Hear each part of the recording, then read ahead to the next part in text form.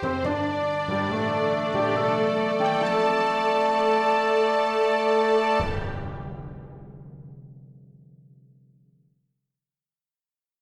think it's time for three spicy boys, which is going to sound very weird if you didn't listen to the last episode to do a bit of an interview.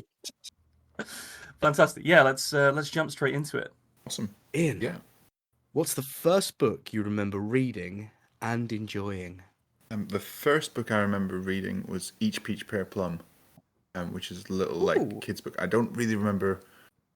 I think I couldn't read it. It was like before I remember reading it out loud at nursery, and I'd like taken it to nursery, and I was kind of like, I'm gonna read this book, and I couldn't read, but I'd had that book read to me so often that I knew the story. So I just kind of turn the page and be like, Each Peach Per Plum, I Spy Tom Thumb. You know, the next page is like, I couldn't fucking read. But like the first proper book, I remember. I think, you know, there were always lots of books around when I was very little, but the one that kind of sticks in my mind must be when I'm kind of like 7 or 8 or something like that. And the school library had Goosebumps, and had loads of Goosebumps, and I just kind of gravitated towards the shiny covers, and it just, you know, properly scared the hell out of me, and I loved it. Do you have any specific ones? I honestly can't remember the specific ones. It's all kind of merged into one giant Goosebumps nightmare. Do you remember the one that had like pus in the cover? Oh God, yeah! You could sort of so gross. press it and it would move around. It's Goosebumps 2000s, those ones were, weren't they? Is it? That's what that series was so called. gross. Came in like 97 as well, so way before Love 2000. that. You gotta beat the rush. But I mean, I think the first one which seriously blew me away was Lord of the Rings, which I read when I was way too young, because I read The Hobbit, and again, this would be when I was kind of between that kind of like 7 and 10, somewhere in that window. I read The Hobbit and was like, yeah, I get this, I rock this, and then I got my dad's old paperback of Lord of the Rings and read it, and I must have only got kind of every third word. Like, there's a lot of stuff when you read Lord of the Rings, which is pretty heavy stuff.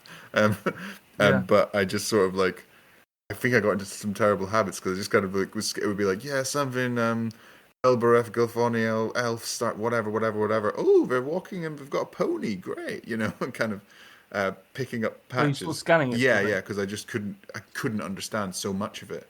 But I also didn't really know which bits I didn't understand. I only realized this later. There were lots of bits which I didn't understand because it's quite complex ideas and adult language. And then there were other bits I didn't understand because it's fucking Elvish. I didn't really know the difference between those two things. So anything I didn't understand, I was just like, I don't know, it must be Elvish or something. And obviously, it's quite antiquated, dense prose as well. So so many people must have bounced off Lord of the Rings by reading it slightly too. Yeah, I think so. I didn't have that, but I did bounce off the Silmarillion the first time I tried to read it because you're a normal person. I know you have to. Honestly, you have to be insane. I only read the Silmarillion. I only managed to read the Silmarillion about 2 years ago because I tried to read it too young, and completely ruined myself on it for years, and just, you know, exactly which was a massive, you know, now I love it. I think I've read it like 3 times since then, but Lord of the Rings is a very touchstone text for me. But so I don't know. I can always. My mum was an English teacher, and so there's always tons of books around my house. Just so, and we used to, you know, a quick way to shut me up on the way home from school was to take me to the library and let me get a book out, and so I'd just kind of wander around and pick out whatever was going. Lots of Star Wars books, nice. As well. All the kind of Timothy Zahn stuff. You know, the Heir to the Empire, because before they did all the Force Awakens and the new trilogy and stuff, they had the old extended universe, which had about 150 books in it, and I'd read about 145 of those. I was really. So were you particularly pissed off when George Lucas said they weren't? Well, canon? I mean, you can't I don't really care what anyone else says is canon. That's true. That's true. It bummed me out because there was so much cool stuff in there. Like there's a great the X-Wing series by Michael Stackpole, where it's like 9 books long, and it's just about X-Wing pilots, and it's all like, but you know, all this stuff where it bummed me out because there was all this really great world building which had been done, and then when they brought out the new films, they seemed to have decided to go with the easiest, least interesting version of the world building, which they could have gone with. I was mostly just that they made Dash Rendar not canon. I will die on that hill forever. I mean, he's Mm. got an Such a cool N64 character. game. He's canon. You can't. It's based on the book, which is no longer canon. Cry. Anyway, So years ago, for one of when Dead Man's Whiskey, Nico's band was first starting up, I think. yeah. I had a T-shirt made for Nick that just had Dash Rendar always shoots first on it. so have you still got that shirt? I I seem to still remember have the shirt. Yeah, it's very good. I love Dash Render. Like that Shadows of the Empire game was spectacular, and that's a great book Oh as well. yeah. But this is the sort of thing I read like when I was a kid. I spent all my time reading like pulpy sci-fi and Star Wars books and there was a bunch of Jedi books. Corran Horn, like a detective who's also and like now you look back and it's like he's a top detective who's also a Jedi who's also an ace X-wing pilot, and it's like okay, this is maybe over egging it a little bit, but when you're 8, that's cool as hell. Yeah, of course it is. Absolutely. Oh, that's Right. so nice. Yeah, go on. We've got a new question. The first time we've Yeah. asked this. Fresh one. So it came from a conversation we had, and it's just such a fun thing. So when you're writing, do you put props around yourself to provide inspiration or to pull you into the right mindset for that work? Yes. So Yes. I've never thought of it in that context before, but my desk is covered in little trinkets and things, which so like on my desk I normally have a pile of books which I've been using for reference on whatever the project is, and then like so for this trilogy, I mean this is like a slow moving change, like I've been working on this trilogy for the last 4 years, so that's 4 years where my desk is covered in like there's lots of stuff using runes in this trilogy, so like my desk covers these little rune stones that I picked up somewhere and like a book about runes and little different stone things and little models and I've got like an old sword on my desk, like my desk is covered in little bits which are all there to try and remind me or trigger, just put me in the right mindset, I guess. I also have a huge version of the map of my world, like I printed out, which again was just me being a nerd. Like before I had a book deal, I ordered myself a kind of 4 foot by 2 foot copy of the world map so I could put it up on my wall. I think that's totally reasonable. I like that a lot. I think that's in fact that's potentially a good I bit mean, of advice it's for people. totally Then reasonable if you then go on and that works. If you just have a giant map and someone comes around and they're like, "Oh, what's that?" and you're like, I wrote 3 books about it. Do you want to talk about bear gods?" And they're like, "Okay, man, cool." It's maybe Well, it depends on the kind of person you're yeah, talking yeah. to, I think. Because if you said that to me, I'd be like, "Yes, tell me about bear gods, and when can I read them?" Yeah, that's fucking fantastic. I'm really glad that you said yes there because that's the first time we've asked that question, and we were both really happy with it and Did keen that to come up ask because people. you But guys have props? Or yes, Yes. so we that's where it came from. So I have a dagger. I have a like a sort of like a Gandalf what smoking kind of pipe out of dagger? skull. Sorry, man, I'm a dagger nerd. This is, It's yeah, so I think it's a replica of like a 17th century sort of like sort of left-handed defensive cool. dagger. I bought it from you might even have seen this guy. Do you know Todd of Todd's Workshop on YouTube? He makes Yeah, like yeah. interesting videos about medieval armor and stuff like that. So I bought it from him because I wanted to find a way to support his channel and also get something cool. So I bought myself a dagger, and it's lovely. It's about sort of maybe about I don't know, don't know how long it is, but it looks fucking lethal. So I keep it in a Yeah. sheath all the time because it freaks me out a little bit. But I think that's good to have something that, especially when you're writing potentially like I've been writing quite a lot of violent low fantasy Great. recently. So I need Also, that. I need so that this is it. there. I am. That is a slightly worrying thing. Like having a sword on my desk. It's like the amount. I find it quite interesting whenever I'm writing fight scenes. I always end up standing up and like trying to like mime out something. And so actually having Cool. weapons is a terrible idea because then you're Yeah. just like standing in your bedroom swinging an axe around or whatever. So Yeah. I tried to use like non-lethal, but I'm kind of like, oh, if I had a dagger. So a lot of the time when I'm sitting on my laptop, I'm kind of like moving my left hand. I'm like, if I had a dagger in a reverse grip and someone's doing that, what does that look like? How do you describe that? What does that look Mm. like? And so I think having those little physical props can be really really helpful with that. I'd fully recommend to anyone writing fantasy you don't have to get one at home, but go somewhere that you can actually pick up and hold an actual sword made out of folded steel. Because they The are weight of like it. you'll be surprised by the weight and Mm. how that weight is balanced and how it feels against your wrist and the movement of your arm and Well, so It's I do tiring. not think there's It's any. really so tiring. many fantasy authors I know are into HEMA stuff, like historic European martial arts, Yeah. Yeah. like so many, or LARPing, which and I Honestly, love that there's like that combination. It's like some of them are like, yeah, I spend my evenings studying like 15th century Italian manifestos on how to duel with rapiers, and then someone else is like, oh, I just got an 8-foot foam sword and went to the park, and those are both great approaches. Absolutely. I mean, yeah, dwarf go brr. It's a lifestyle choice. I'm not that brave. I can't. Oh well, I'm gonna Oh drag god. you out. Yeah, Nico is a keen LARPer. I have been actually. I've been a couple of times, and I quite liked it. You sort of, especially these sort of weekend ones, you go and you sort of get reasonably immersed. The storytelling's got quite a lot to sort of answer for, I find. Yeah, you have to 'Cause turn off the right a bit of your brain. yeah, it's just a lot of people inhabiting their wish fulfillment quite Yeah, totally. actively. But I Nothing wrong with that. weirdly it's the dull moments that make a lot of that stick in my mind. Like I remember one time in particular, we were at this like fairly sort of medieval-esque LARP thing, and I think I pulled like guard duty or something like that, and I ended up just chatting to people in character doing this, and it was way more interesting than engaging with like the big like world-ending threats and But stuff that the main story of the that's a weekend were fantastic about. writing tip to take away from that is like those small moments are always what makes the world Mm. feel more believable because the world is made up of Yeah. small moments. Like those Agreed. kind of Yeah. big apocalypses. It's like, oh, that once in a generation thing. It's like, yeah, and if everything you write is about that big event, you don't really see what the world is like, and so you don't have that same immersion. Whereas if you have like these little moments of I love that stuff. I love that kind of like kitchen sink fantasy where it's just like, yeah, I want Yeah. you to show me your characters like cleaning their weapons and making dinner. I don't want to see that for Yeah.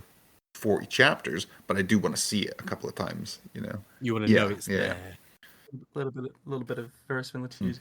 So that's what's giving you satisfaction when you're reading. What gives you satisfaction while you're writing? I there's two things that I love. One is world building. So I love like creating places and trying and set them up in a way which I think is believable within the world I've made. And then once I've done that, I love action set pieces. Um, like I basically every action set piece, I'm kind of like, this should look. If I could describe this to a dude in the '80s who could spray paint it on the side of a van and park outside of a Metallica concert, then it would look right. Then I'm onto something good. Like the first book, The Gauntlet and the Fist Beneath, opens with a sword fight in a lightning storm against flying demons. Yes. Oh, that'd be so dangerous. They're swinging lightning rods at each other. That's so cool. Exactly. Yeah. I mean, it's mine's like that's how they're desperately outnumbered, and someone uses a sword as a lightning rod to kind of explode a bunch of people. It's Cool. Very cool. there's fist fights with wolf packs and stuff like that. There's just it's me getting to do all the kind of things where because I love action fantasy. I love stuff like R.A. Salvatore and things like that where it's like like plot is good. I would quite like a chapter where we just have a big sword fight on a cliff top. And And this man is a scientist, so this is all possible. I'd like everyone to remember that. This is all Fantastic. fucking plausible. but yeah, it's I love that stuff. So I love that combination of when you have the plot in the world and you've kind of set it all up, and then you can just be like, yeah, now let's just do some cool shit. Let's have some fun. I love having fun with it, and just it's this is my little world. I get to take all my toys and put them out and let's make them fight. We've got UFOs and knights and magic wands and giant lizards, and let's have a good time. I'm here for a good time. Absolutely. That's so encouraging as well. This idea of it just being like an extremely fun process for you. I like that a lot, because I identify with it very strongly. I sort of have to sort of stop myself from writing too many of those sequences sometimes, because Yeah. otherwise I struggle to get anywhere with Yeah, plot, and I think that's there's something to um, be like action which is servicing plot as opposed to action for its own sake. Sometimes I think when I've sure. been drafting previously and it's like, is this action scene here because it's been a couple of chapters since you had an action scene, you feel like you need one.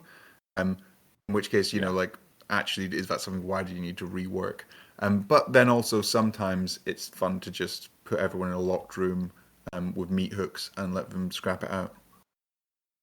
Hell yeah. Oh, fantastic answer. Well done. This is an absolutely savage follow-up question, unfortunately. Go on, Nico. You do it to him. I can't bring myself. What is your favorite novel? I mean, it's fine. Don't worry. It's for Lord of the Rings. Yeah, You good?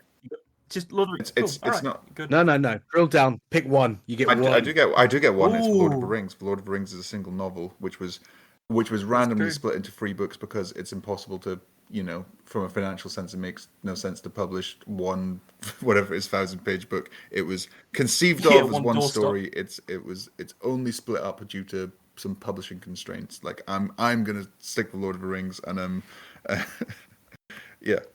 I just got brutalized on a technicality, Ben. Yeah, What the sorry, fuck? mate. Look. and also he's totally right. So I know that. But it doesn't make it feel better.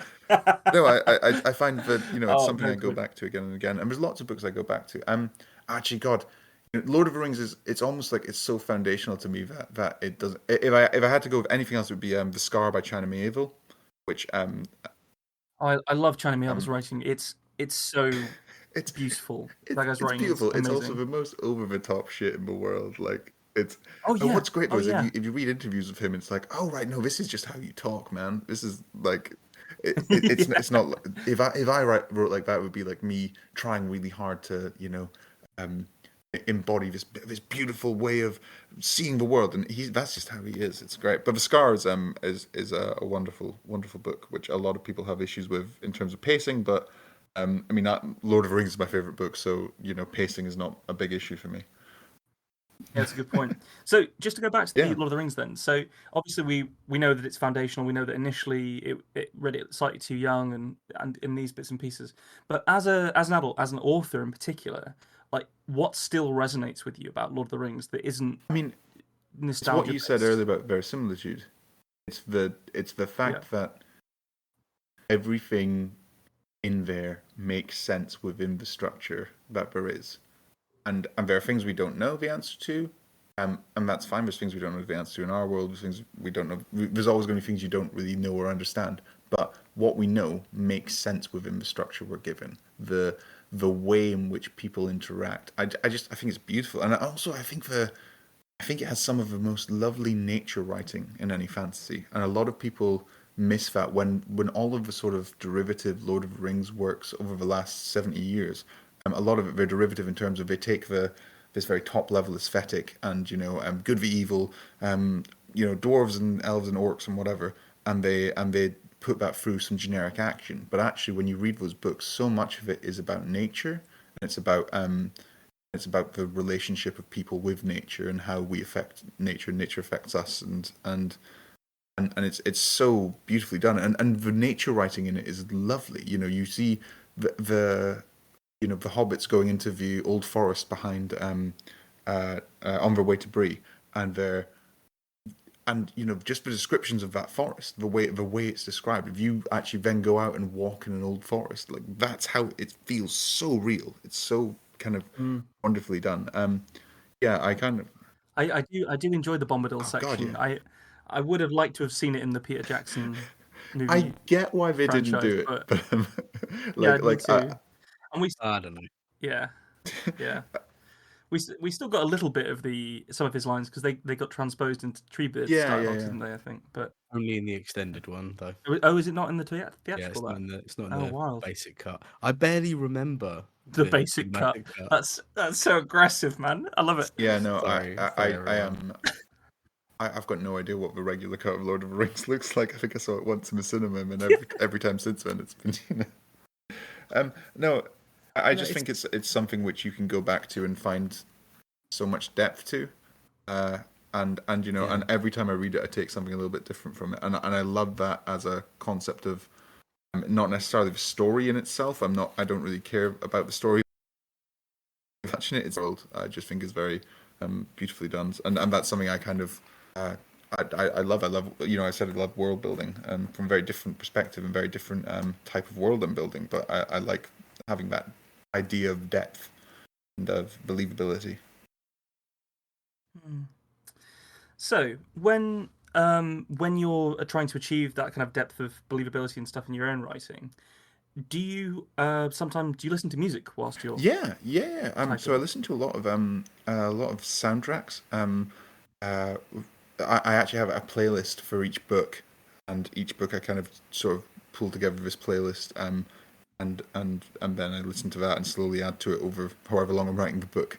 Um, so I can't listen to any with lyrics. It really pulls me out of it. So it has to be just pure music. But I Yeah. listen to a lot of film soundtracks and video game soundtracks. I find video game soundtracks really useful. So I was listening to a lot of Pillars of Eternity, which is a great RPG. Ah, And oh god, what is it? Octopath Traveler.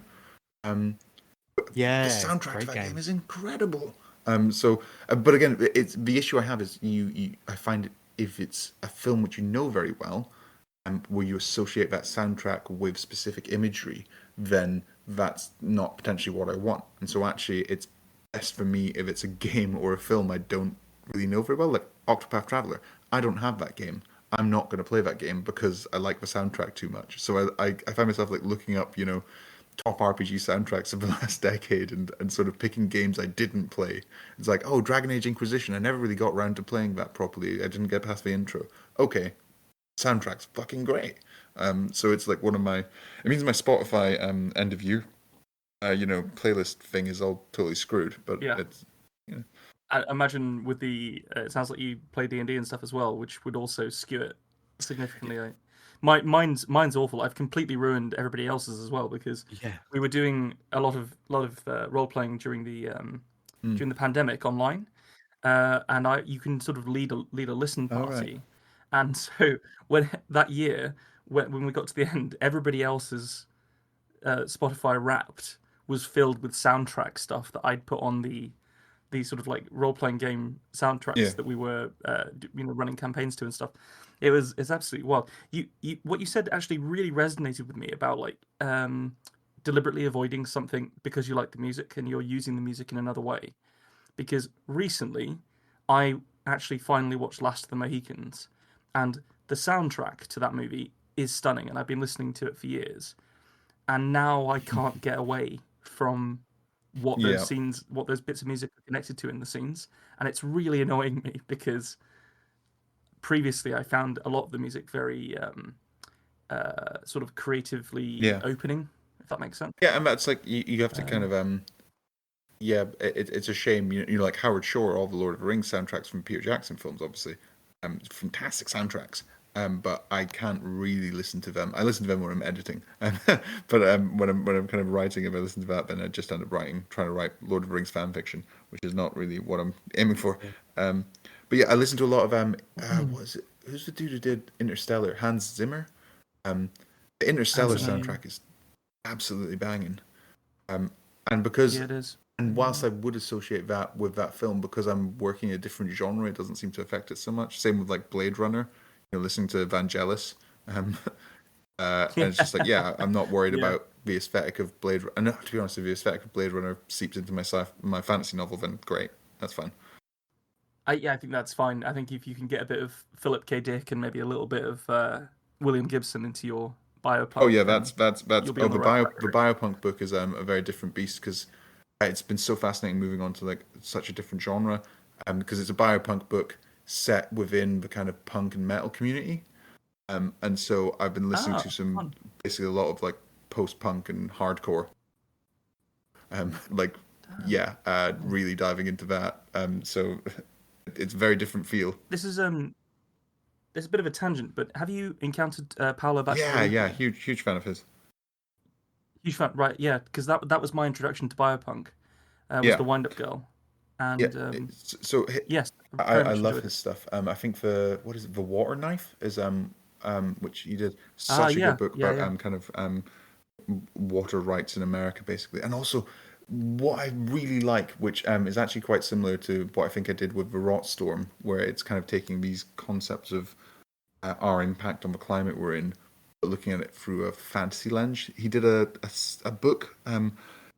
It was in collaboration with someone else, and it's a series of novellas kind of stuck together, all set in. It's called The Tangled Lands, and it's all set in this world where whenever you use magic, these kind of indestructible briar thorns sort of grow up. So every time someone uses magic, some of like the habitable land gets lost, and if these thorns kind of, Oh, that's cool. yeah, it's really really good stuff. But similarly, that's kind of There's something sort of fairy tale about that, isn't yeah, there? With like, wrapping a castle in exactly, thorns. exactly. But thinking about that in terms of there's very obvious parallels about power dynamics of well, who still is able to use magic because they still want the things from it, and then everyone else is paying the price for it. I like using fantasy to look at those kind of concepts as well as I don't think you need to use sci-fi or biopunk or whatever to think about that stuff. Absolutely, no, totally agree. There's a lot of lovely stuff there about what you enjoy. So I'm afraid I'm going to bring in one of our negative questions. So there have to be a few. What is the least enjoyable trope of fiction for you? Least enjoyable trope. That everyone's a good guy. That everyone Okay. is misunderstood or has like a good reason to be a bad guy. Everyone has a tragic everyone who's bad has a tragic backstory, which is why they're bad. And that removed from me the fact that like some people are just assholes. And that's something which Yeah. you encounter in life a lot. You're like, oh well, some people are assholes because something bad happened to them and they didn't really grow up and understand how to be good. Some people are just assholes, and in fiction, I think there is a kind of Absolutely. anti-hero thing and a morally grey sort of Game of Thrones thing where it's like, well, maybe we're all bad, and it's like, yeah, maybe. Sometimes though, there are people who are objectively worse than you are. Like my books, there are layers of moral greyness in there, as there are in any book which is not just straight up fairy tale, basically. But Yeah. there's also there are people who are murdering children, and so even if what you're doing, if what you're doing is anything short of murdering children, then you can be like, well, I'm probably the good guy in this situation. I don't have a Yeah. lot of there might be reasons why people are doing that kind of stuff, but it doesn't excuse it. I find there's a little bit too much. I mean, I really hate it with Loki. Is the thing I hate it with. In kind of Marvel, where it's sort of Yeah. like taking your bad guys and being like, oh no, they're just anti-heroes. And it's like, nah, man, you can't spend whatever it is 5 films of him murdering civilians and then turn around and be like, but he's a bit cheeky, isn't he? We all love him, and it's like, no, like What a no, rascal that maybe we Loki shouldn't is. just let him off because he's a bit of a rascal. Maybe he should be in some sort of space jail forever. Um, Yeah. Remember he ripped that guy's eye out to open a door? No, no, no. yeah, yeah. Forget about that. What, do you mean the bit where there were strong parallels between him and like the Yeah, National exactly. Socialist Party? Yeah, Like yeah, that bit. all of Yeah. that, and then it's like, oh, but we would quite like him to have his own series, so we're just gonna, he's sad about it. It's okay, don't worry. I got no time for that. So yeah, the idea that everybody's actually good. Um, I like proper bad guys. Yeah, You're gonna that have is to the D&D feed that one player in back you, to I think. your. You're gonna have to feed that one back to your dad, Nate. I'll let him know. Yeah. Um, right. So when you're listening to a bit of music, when you've got your props around you, the actual like brass tacks of how you create your stories. What is your writing process? Like, do you, in terms of your like drafting, your whether the ideas come from, how do you physically write? Do you write at a computer Yeah, or so I, handwrite? I write at a computer. So normally, whenever I'm between projects or working on a previous project, I have a notebook of ideas for whatever's coming next. And so when I finish whatever the old project was, I sort of go to that notebook full of ideas and scraps, and most of it looks like the ramblings of an insane person. Um, and like weird, just weird notes to myself, like what would happen if you blew up the Three Gorges Dam, and then 3 pages of notes about what would happen there. And it's like, when you come back to that a year later, you're like, what the hell am I talking about? Um, but so You have to go and burn them so you yeah, don't get put so, in so jail, normally sort of what I thing. do is Yeah. I take 2 or 3 of those ideas that I'm most excited about, and then I maybe do a short story in those settings, or a short story from a perspective of one of the narrators, or something like that. Or a character who could be in that world, and just see which one I enjoy. And inevitably, there'll be one of them where I get excited about it, and then that's just what I stick with. So then, and then I do, the research phase. I really enjoy the research phase, and doing a lot of world building for fantasy and for sci-fi. Doing a lot of world building, a lot of like, well, how does this all work? How does it fit together? Plotting. I do a lot of plotting in advance. I kind of tend to. Again, characters, I think, is one of those things where you learn a lot about characters as you go through. I normally have pretty strong sense of who they are, but not the detail. I like that stuff to emerge as I'm going, and so you want like their core motivations, but I'm not going to be like, oh, and they were born here and on this day. That stuff can be figured out later. And then Do you keep a running sort of like document of people and places as you write? Or my note system is is the reason I am no longer an active research scientist.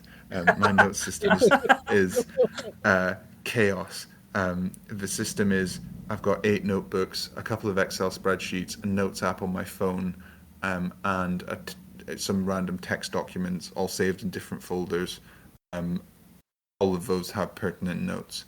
Every few months, I'm like, oh, I'll just consolidate everything into one document, and I start doing that for 10 minutes, and then I'm like, this is a waste of time, and just go back to writing. So, in theory, all of the information exists within a kind of 50-foot sphere of where I am right now, but accessing it is a little bit more arcane than kind of having a well.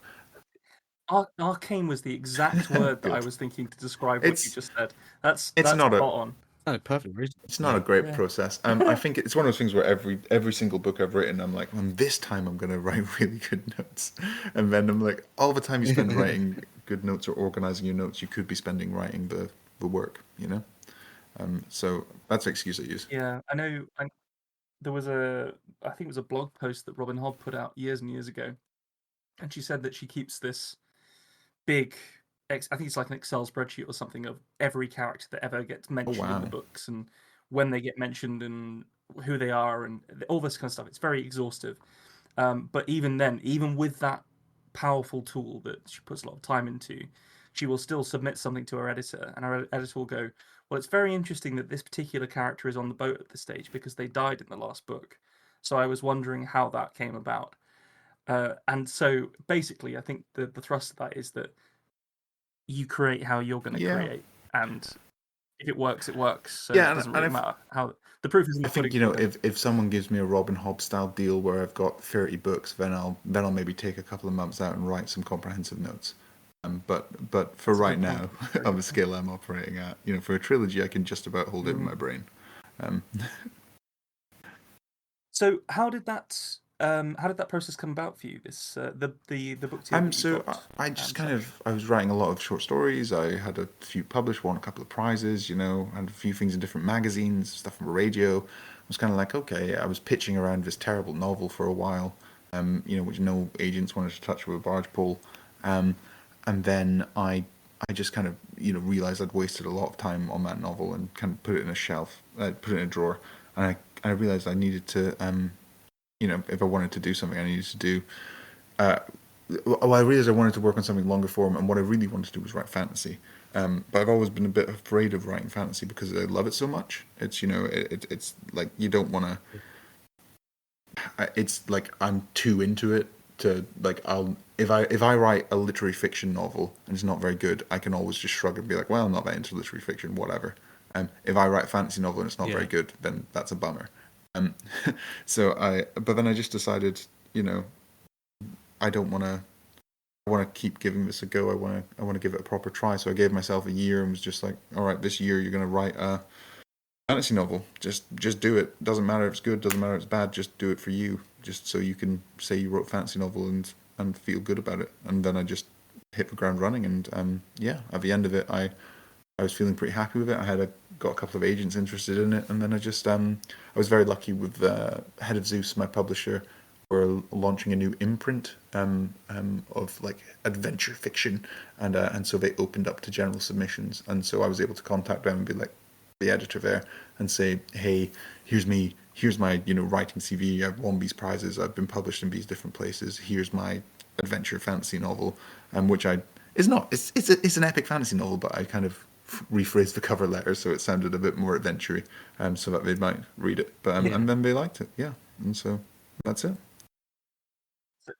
I mean, it's fantastic. Well done for a start. That's a very impressive thing to have done. I'm sure it's the quality of your writing that we've seen I already. mean, it's so, interesting because it's like that's the end of a decade-long process. You know, I Yes. signed that deal probably about a full decade after I got my first short story published in like a tiny magazine, which no one ever read.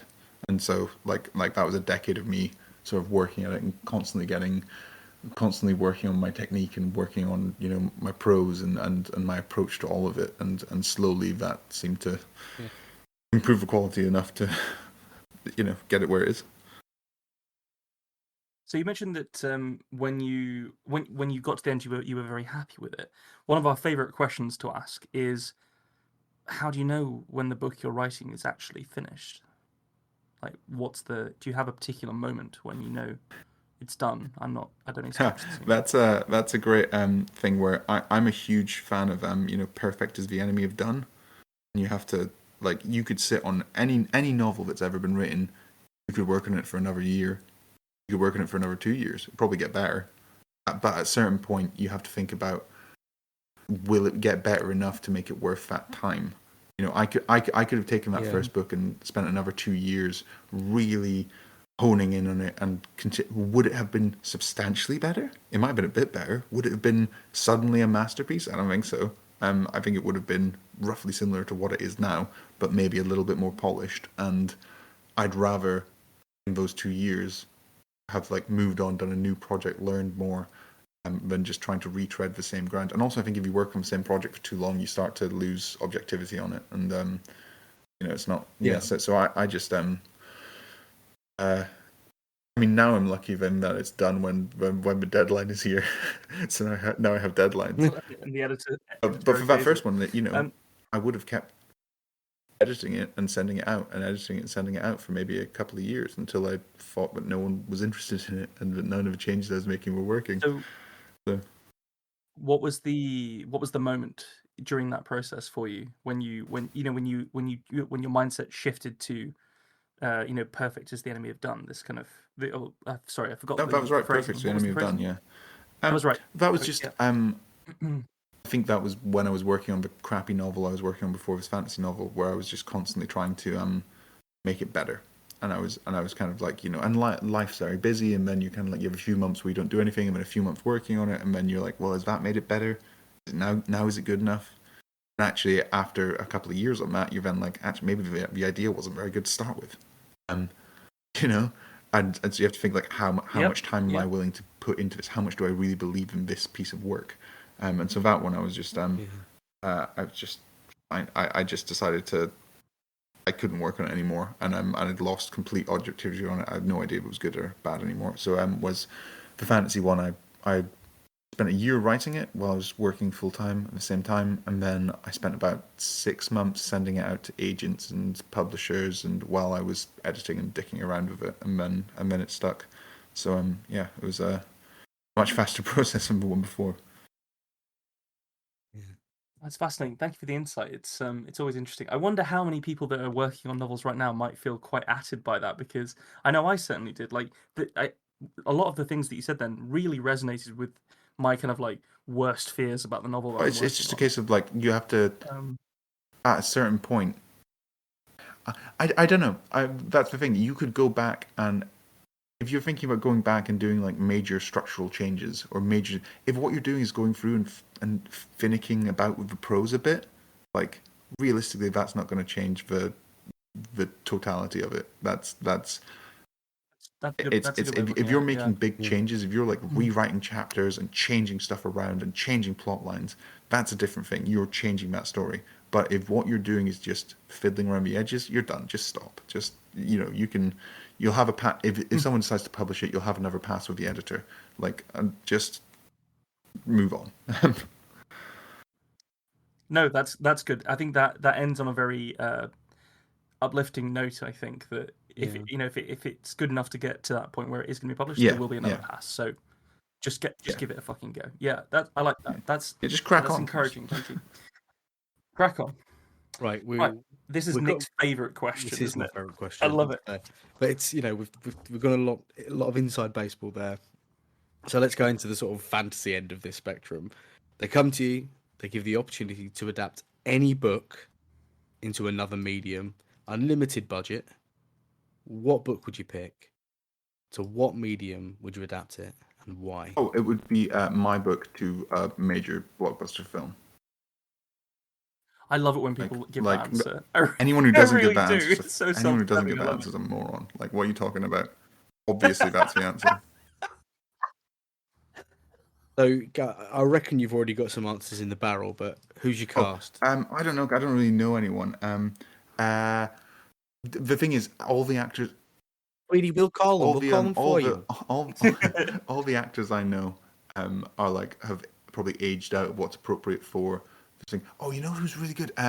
Did you watch that terrible Uncharted film? Yeah, Oh, I did. Yes. I did not. the But go on. the lady who's like the henchman of the bad guys, who's like this Oh, yoked yes. girl What who is just her name? beats the shit out of everyone.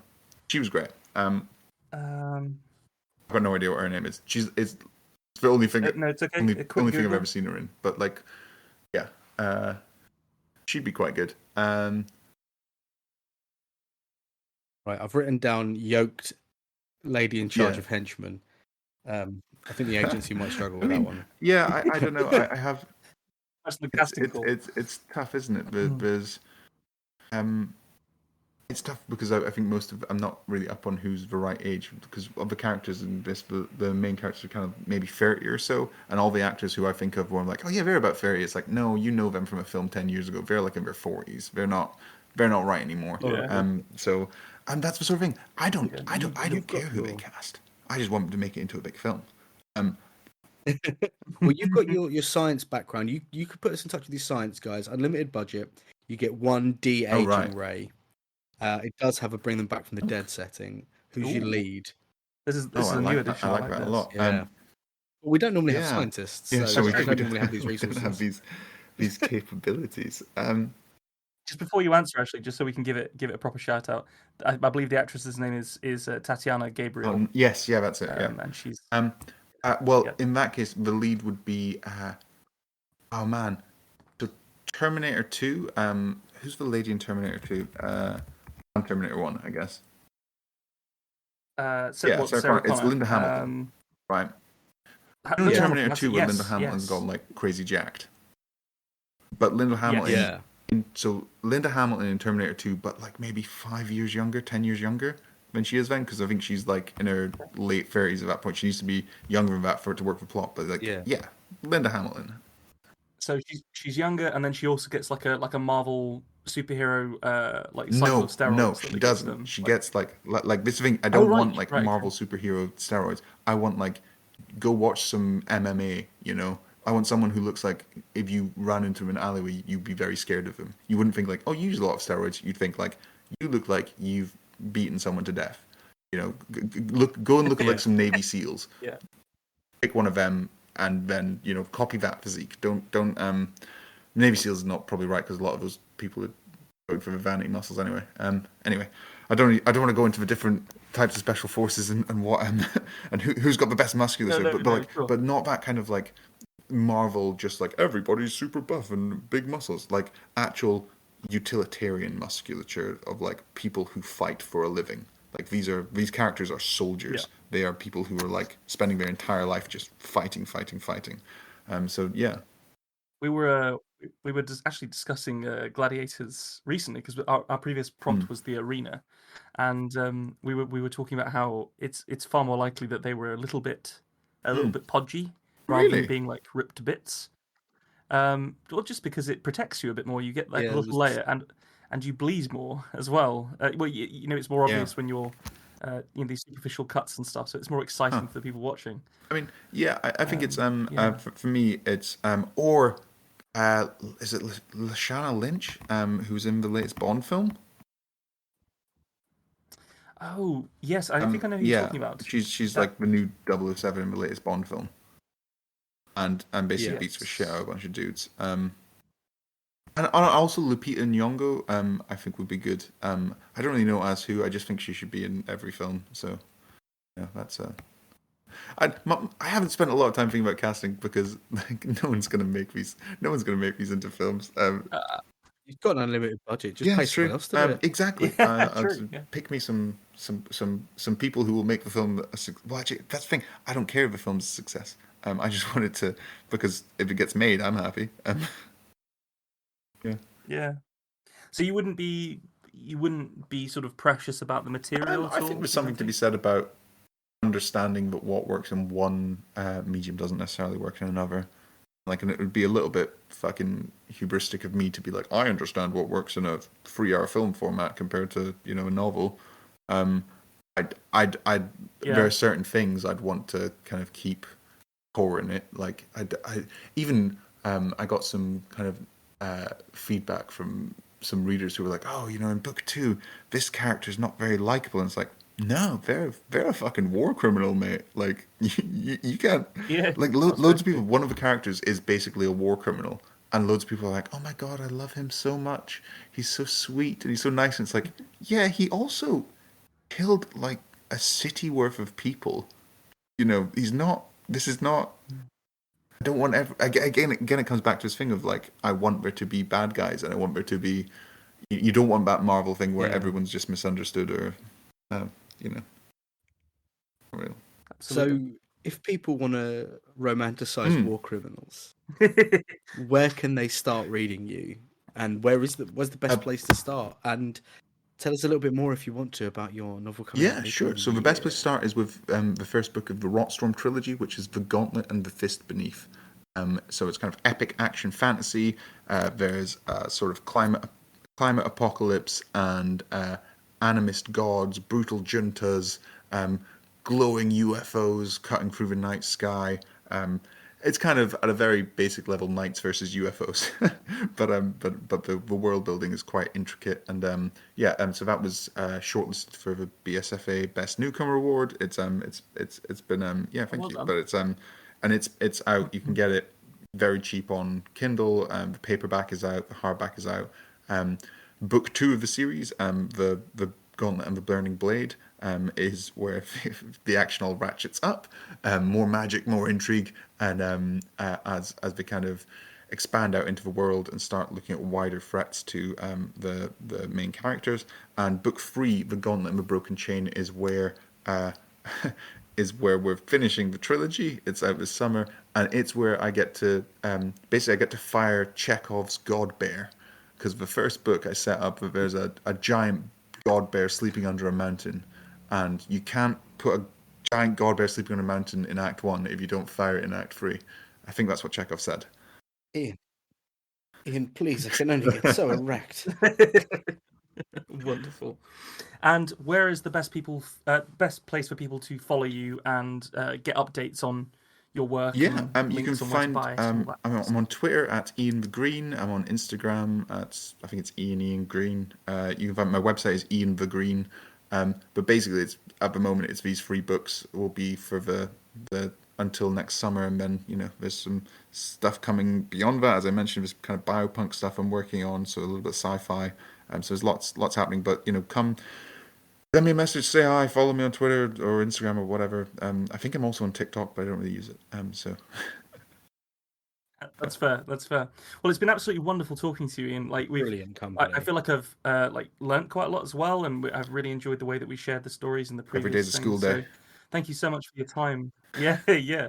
But thank you for your time. I've enjoyed just chatting some inside baseball, but also getting a Awesome. bit of fun Thanks with so it. So much, guys. thank you. It's been great fun, and love to hear your stories as well. So and hopefully speak to you again soon.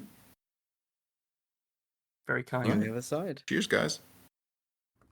Thanks for joining us for this episode of The Tiny Bookcase. Remember to subscribe, otherwise you're going to miss out on the future fun. Also, tell a friend. If you like this episode, link them to it. We'd be tremendously grateful.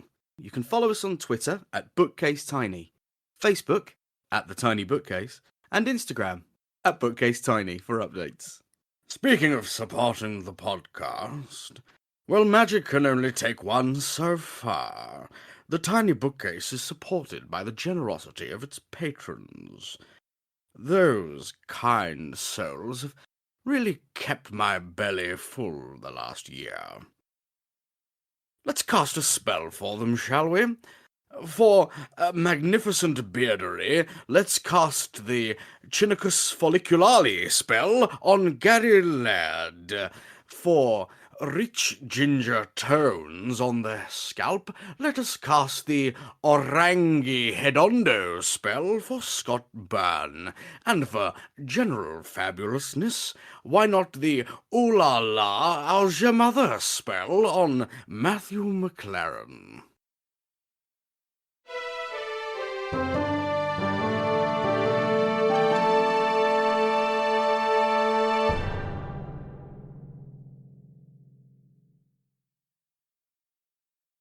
How do you come up with that shit, man?